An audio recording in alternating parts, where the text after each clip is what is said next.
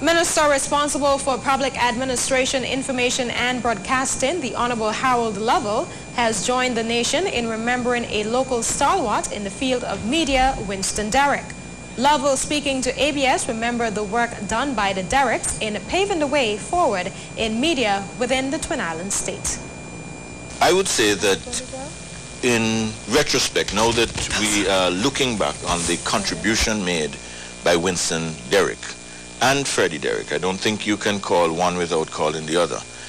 They are the persons who I believe are most responsible for revolutionizing, for changing, for transforming the media landscape here in Antigua and Barbuda in a number of ways. The determination of Winston Derrick and Fergie Derrick to break that stranglehold on the media, the broadcasting side of the media, I think that in itself will be recorded as one of the monumental moments in the constitutional history of Antigua and Barbuda. He adds that other radio stations coming on stream in Antigua and Barbuda is as a result of the Derricks' persistence. A Thanksgiving service was held at the Spring Gardens Moravian Church on Sunday to invoke God's presence on activities in this year's Education Week.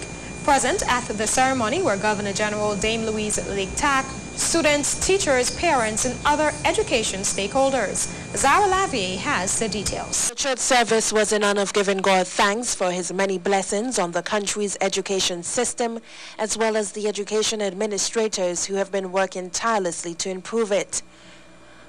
At the ceremony, educators who passed on this year, most recently Olivet Christopher, former principal of the Charles Worth T. Samuel Primary School, was remembered.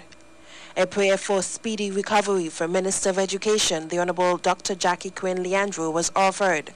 Speaking at the church service, Acting Minister of Education Winston Williams says the government remains committed to ensuring that every learner achieves educational growth in a safe and caring environment.